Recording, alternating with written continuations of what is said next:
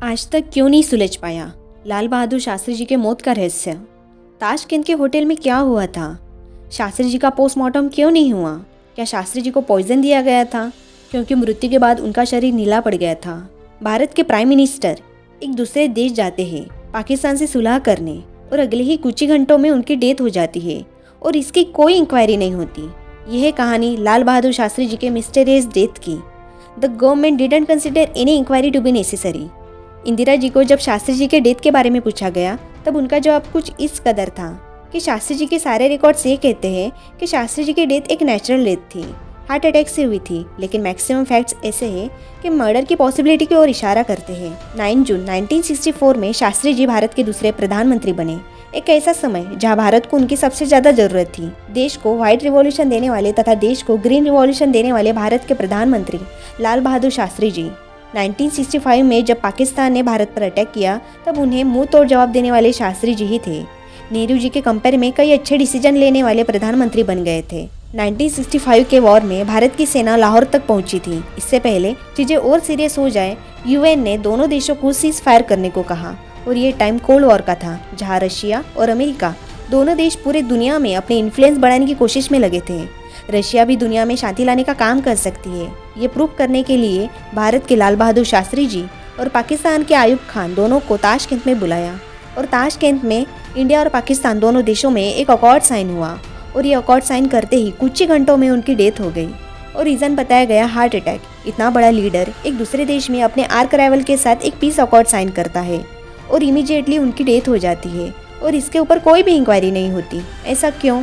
उनके डेथ के पीछे की कुछ फर्स्ट मिस्ट्री ये कहती है कि शास्त्री जी को जब थोड़ा डिस्कम्फर्ट शुरू हुआ तो वो अपना स्वीट छोड़कर अपने असिस्टेंट के कमरे तक पहुंचे। लेकिन हैरानी की बात यह थी कि उनके स्वीट में ही 3 फ़ोन थे, जिसमें से एक फ़ोन उठाने पर भी सिक्योरिटी को बजर बजता। लेकिन शास्त्री जी ने ये फ़ोन कभी उठाए नहीं, कभी यूज़ ही नहीं किए। क्यों? वो खुद चलकर अपने साथियों के पास गए। क्या वो उन्हें कोई मैसेज देना चाहते थे या फिर कुछ बताना चाहते थे? मिस्ट्री नंबर 2 ये कहती है कि पोस्टमार्टम से डेथ के रीज़न साफ साफ क्लियर हो सकते थे, लेकिन किसी ने भी शास्त्री जी का पोस्टमार्टम नहीं करना चाहा। रशियन इंटेलिजेंस ने ऑफर भी किया था कि हम शास्त्री जी के बॉडी का पोस्टमार्टम करेंगे, लेकिन उनके भारतीय साथियों ने इस ऑफर को रिजेक्ट किया। ऐसा क्यों? मिस्ट्री नंबर 3 ये कहती है जब उन्हें भारत ले आया तब उनकी बॉडी पर काले नीले निशान थे और उनकी बॉडी नीली पड़ने लगी थी, जैसे कि उनके कमीज के अंदर किसी ने इंक डाली हो या फिर उनको कोई पॉइजन दिया गया हो। उनके बॉडी के पास किसी फैमिली मेंबर को जाने नहीं दिया गया। जब उनकी वाइफ ने इन निशानों के बारे में पूछा तब उनके पूरे फेस पर चंदन लगाया गया ताकि काले नीले निशान ढक जाए। उनके नेक पर और पेट पर खून के निशान थे, मानो किसी ने होल किया हो। उनकी एक कैप जो वो हमेशा पहनते थे वो भी खून से लथपथ थी, जो आज भी वैसे ही प्रिजर्व की गई है।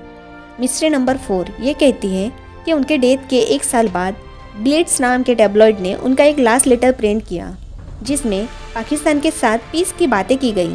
बाद में पता चला कि लेटर फेक है। ये लेटर शास्त्री जी ने कभी लिखा ही नहीं था। एक प्राइम मिनिस्टर का फेक लेटर वही इंसान लिख सकता है जिसको ये गारंटी हो कि लेटर फेक है, और ये कहने के लिए प्राइम मिनिस्टर शास्त्री जी कभी नहीं आएंगे। पार्लियामेंट ने इस लेटर पर एक सिंपल सवाल उठाया था कि अगर ये लेटर असली है तो क्या हम रिकॉर्ड्स में जाकर इसका सीरियल नंबर निकाल सकते हैं? क्योंकि एक बार ये पता चल जाए कि लेटर किसने लिखा था तो प्रूव होता कि किसी न किसी को तो उनके डेथ के बारे में पता था। लेकिन इसका जवाब देने से पहले ही चेयरमैन सर ने कहा the question are is over. Mystery number 5 ये कहती है कि ताशकंद में जो उनका कुक था उसका आगे क्या हुआ किसी को नहीं पता। तो जिस कुक ने उनका लास्ट मील बनाया उसे भारत के किसी भी व्यक्ति ने कोई सवाल नहीं पूछा, लेकिन हाँ, रशियन इंटेलिजेंस ने उसे अरेस्ट जरूर किया था और ये बात भारत में छुपाई गई थी। और जो ताशकंद में आई विटनेस मौजूद थे उनसे भी कोई सवाल नहीं पूछे थे। उनमें एक डॉक्टर भी थे, डॉक्टर चुग, जिनकी मौत एक कार एक्सीडेंट में हुई थी और उनकी पूरी फैमिली भी इस कार एक्सीडेंट में मारी गई। हाँ, ये हो सकता है कि ये एक्सीडेंट हो या फिर कोई चाहता हो कि शास्त्री जी का डेथ का राज ही रह जाए। मिस्ट्री नंबर 6 ये कहती है कि अनुज धर ने 2009 में राइट टू इन्फॉर्मेशन आरटीआई के अंडर शास्त्री जी के डेथ के ऑफिशियल रिपोर्ट्स मांगी, लेकिन गवर्नमेंट ने कहा इंटरनेशनल रिलेशंस मेंटेन करने के लिए ये रिपोर्ट्स कॉन्फिडेंशियल रखना जरूरी है। ऐसा क्या है इन रिपोर्ट्स में? ऑन द अदर हैंड, पिछले कुछ सालों में केजीबी एंड सीआईए दोनों देशों ने इन मामलों के बारे में कुछ क्लासिफाइड डॉक्यूमेंट्स अपने साइट से रिलीज किए और इस डेटा के सहारे इस केस में काफ़ी सारी मदद हो सकती है। लेकिन हमारे खुद के देश ने हमारे प्राइम मिनिस्टर की डेथ कैसे हुई ये समझना जरूरी नहीं समझा। लेकिन क्यों उन्हें कोई मारना चाहेगा? उन्हें मारकर किसी को क्या मिलेगा? शायद मेन मोटो ताशकंद अकॉर्ड में ही हिडन है। लॉन्ग लास्टिंग पीस के लिए भारत ने अपनी तरफ से जो हो सकता था वो किया। जो फौज लाहौर तक पहुंची थी उसे वापस बुलाया। लेकिन एक इम्पोर्टेंट स्टेप ताशकंद अकॉर्ड में मिसिंग था और वो है पाकिस्तान की कश्मीर में इन्वॉल्वमेंट। ताशकंद अकॉर्ड में पाकिस्तान अपने साइड से कश्मीर में गोरिल्ला एग्रेशन कम करने के लिए क्या एश्योरेंस देगा, ये इंपॉर्टेंट चीज़ मिसिंग थी। कुछ लोग आज भी मानते हैं कि शास्त्री जी ने अंडर प्रेशर आकर अकॉर्ड साइन किए थे और घर आने के बाद वो ये बात रिवील करने वाले थे। उन्हें सारी टर्म्स मंजूर नहीं थी।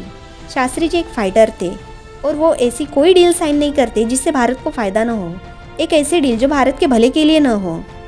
लेकिन हमारे इमोशनल भारतीय लोगों ने ये समझ लिया कि ये शास्त्री जी की आखिरी इच्छा थी और ताशकंद अकॉर्ड एक्सेप्ट कर लिया। तो सच क्या है? आज भी किसी फाइल में दबा हुआ है। कितनी सरकारें आई गई लेकिन किसी भी सरकार ने उनकी फाइल्स को डिक्लासिफाइड नहीं किया। अगर छुपाने जैसा कुछ है ही नहीं तो क्या हम उनकी फाइल्स को डिक्लासिफाई कर सकते हैं? उनकी फैमिली को, पूरे देश को सच बता सकते हैं? अगर आप भी हमारी तरह सच जानना चाहते हो तो इस वीडियो को लाइक, शेयर एंड चैनल को सब्सक्राइब करना ना भूलें। और आपको अगर इस केस से जुड़ी कुछ और भी जानकारी हो तो कमेंट में लिखकर ज़रूर बताइए।